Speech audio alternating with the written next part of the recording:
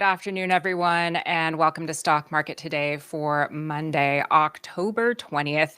It's Alexis Garcia here, and stocks were on the verge of new highs as tariff tensions seem to cool down a bit.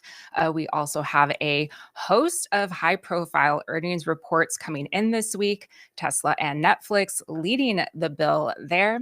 And here with me to help break down everything you need to know about today's market action is IBD Market Research Director Justin Nielsen. So, Justin, I'm looking in the YouTube comments. I'm seeing it was a nice green day there for people. Um, but yeah, give us your thoughts on the market.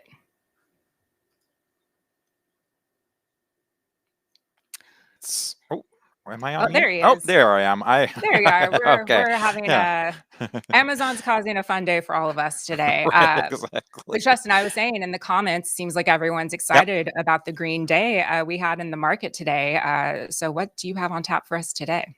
Yeah, we'll take a look at a few stocks. It's not easy, when you have up days one day, down Not days easy another. being green, right? Exactly. So there is still some reason for some hesitation, but we'll talk about that a little bit. We'll also talk about a few stocks, including MongoDB, StoneCo, and eBay.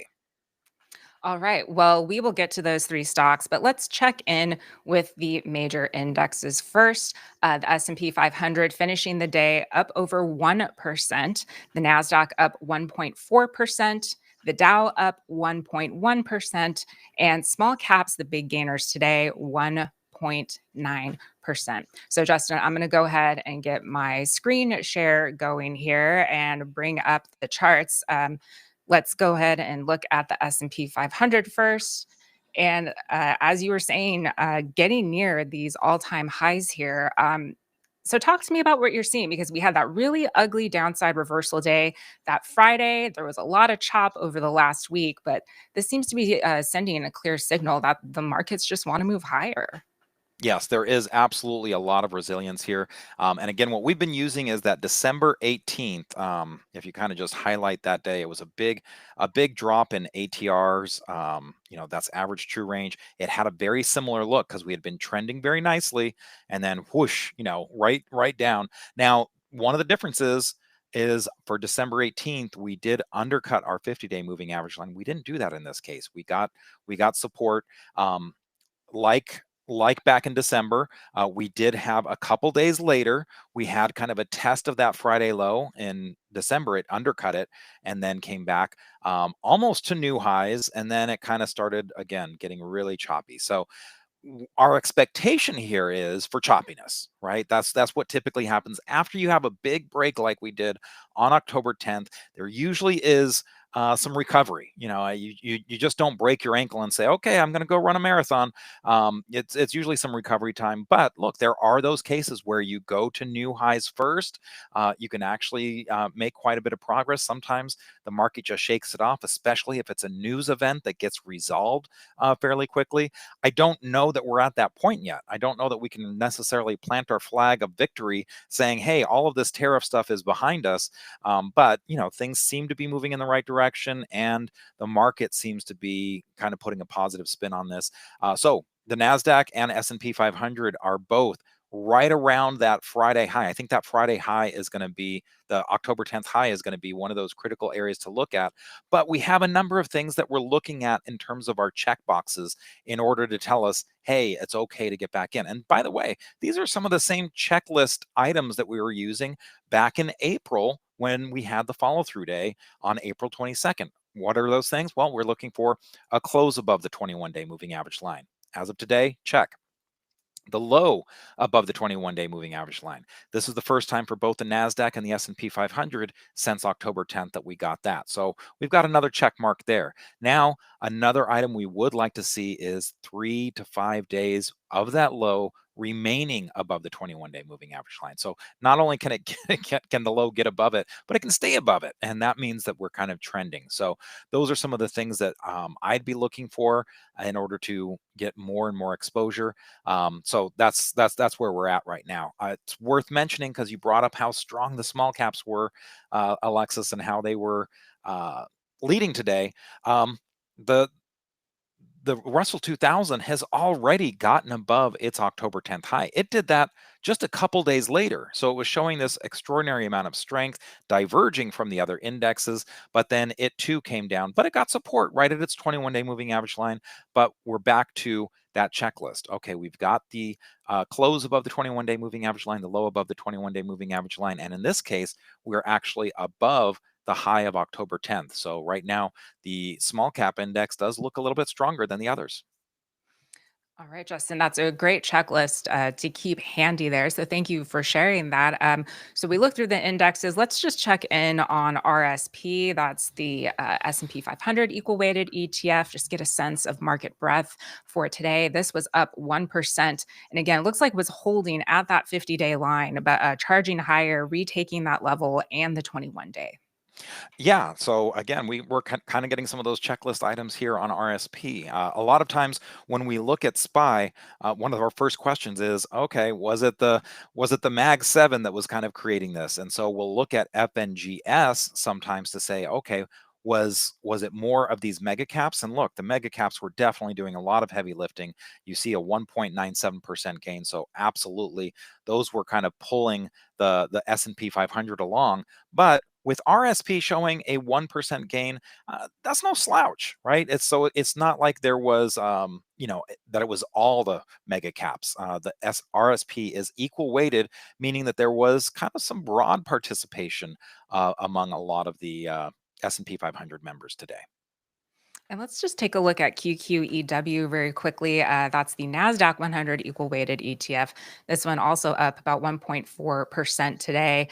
Didn't close below the 21-day on Friday's session, but again, looking strong here. And again, a lot of tech names. I think Apple was definitely a standout today here, Justin.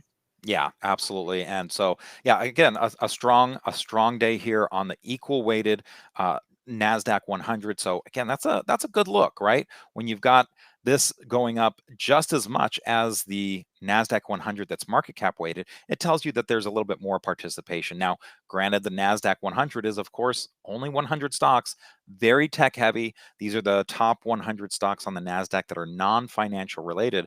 And right now, with what we saw last week with some of the financials taking some hits, that's probably a good thing for the tech Nasdaq 100. But very strong. And you know what? Since you mentioned Apple, I think it's probably worth just doing this as our bonus stock. Yeah, I let's do do have it. a position here, but this did look very strong today. We added it to Swing Trader. I bought it after the 30-minute restriction period, but it came up above that 259.24, or even if you wanted to use the 260.19 from all the way back in December. So while this hasn't really participated as much in this rally, not nearly as strong as the S&P 500, for instance, but it has started moving up that right-hand side. And again, you had a little bit of this handle that it formed and broke through it in some very nice volume. One of the problems that we're going to be facing, though, with a lot of stocks and a lot of setups right now, earnings. Earnings Mhm. deluge is coming. I know you Yep, and we Ed got do a great earnings in job. another week or so for Apple. Yeah. So I know you and Ed are going to be hammering this home every Friday, the earnings cheat sheet. So something that is definitely worth watching because that's going to be one of the big contentions here.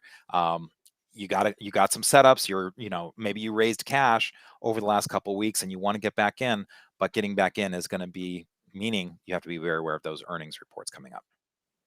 And let's take a look at IBIT really quickly. That's the Bitcoin ETF.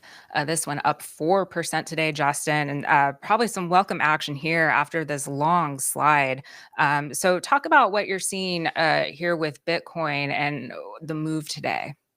It was a little vicious, right? You normally don't see that many days down, especially with some of them being down as much as they were. So when you get a steep downtrend like that, you've got to be very careful. How does it rebound? I mean, right now, the rebound, it's got a lot of work to do. It's not even back above its 50-day moving average line. So while it's good that it got that support at the 200-day moving average line, some positive action there. And look, there's a lot of people that look at that 200-day line and say, hey, this is an opportunity for me to get Bitcoin at a pullback. But you also have to remember you've got that 50-day moving average line. Sometimes I call this no man's land, because what if it gets resistance at the 50-day and you just bounce around back and forth between there? So this might need a little bit more evidence that this is truly out of the woods, but it's worth keeping an eye on. And let's take a look at GLD, Justin. That's the Spider Gold Shares ETF. I mean, this one just continues to move it up 3.6% today, above this profit taking zone here, rising above the 400 level here, Justin. So, thoughts on gold? Well, look, on Friday, if you had asked me, I would have been like, "Oh, well, this is done." It's obviously, running into some trouble, especially if you looked at GDX, which is the gold miners. The gold miners were down almost 7% on Friday.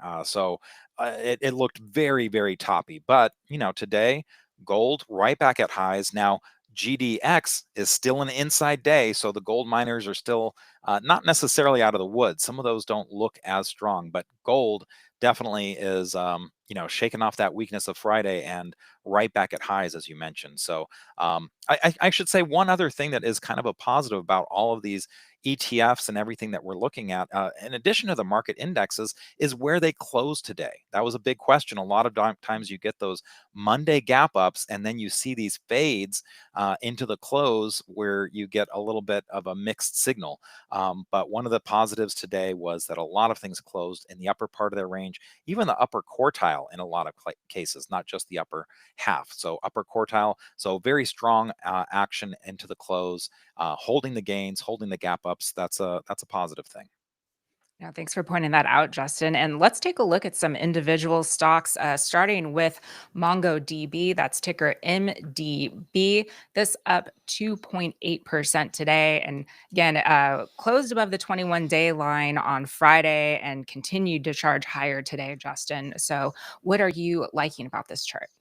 Well, number one, the move that it had on its last earnings report. I mean, it just, when you get a big gap up like that, it just kind of really makes a mark and says, hey, this is something where this was undervalued. A lot of people were not thinking, that this was going to be as strong as it was. That was up almost 40%.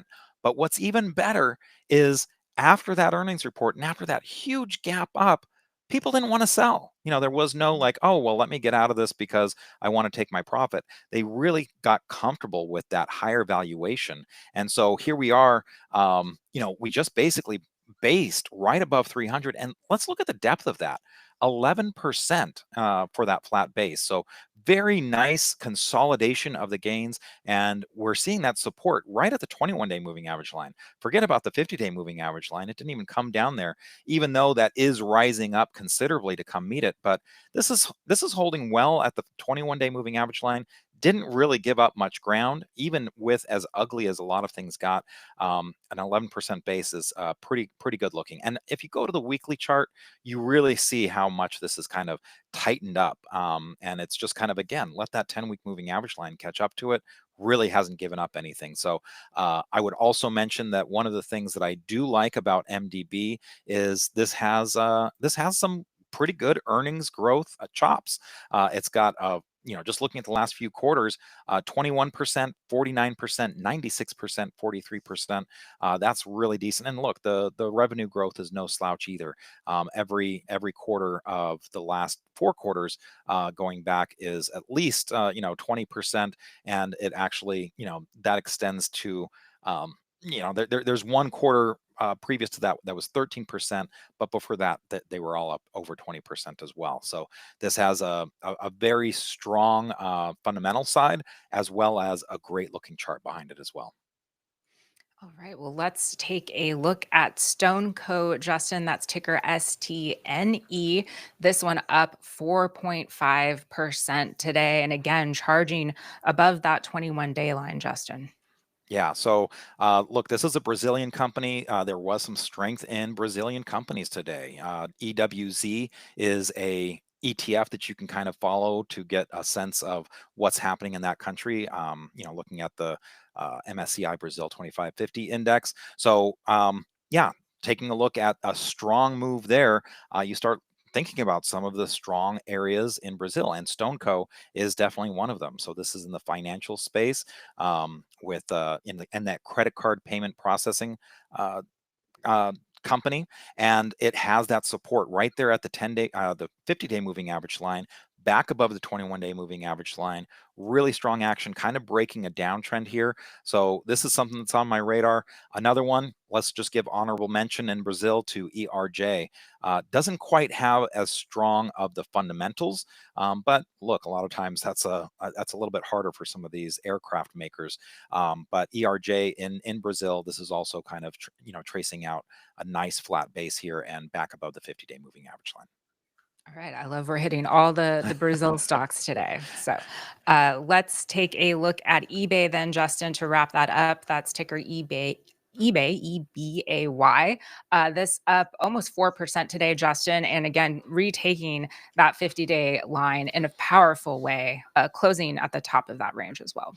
Yeah, and here again, we have something that really didn't correct too much, just a 15% correction while it kind of carved out this flat base. So there's a lot to like about this chart, and I would argue that this is actually giving you kind of an early entry rather than wait for 101.15. It feels like there's kind of a lower area of a resistance that it just kind of crossed over. So yeah, I think this is offering an early entry. I like the look of this chart.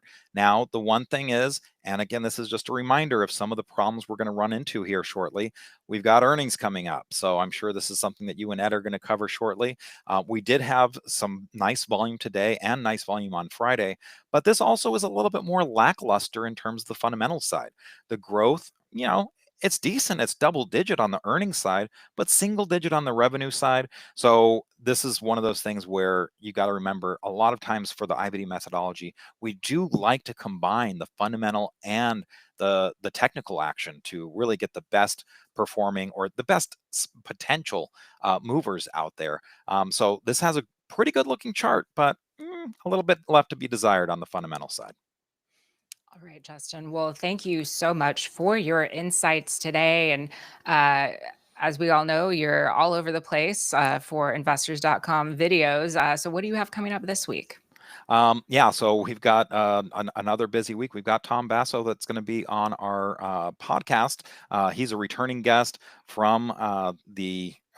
He was featured in the Market Wizards. He's known as Mr. Serenity. So he's going to talk a lot about how he's handling this volatility. And you better believe he's bringing serenity to his methodology. We're also going to have Leosh Mikulkis on IBD Live on Friday. So that's going to be a great conversation. He was on my podcast last year as he was looking at a 900% gain for his personal portfolio.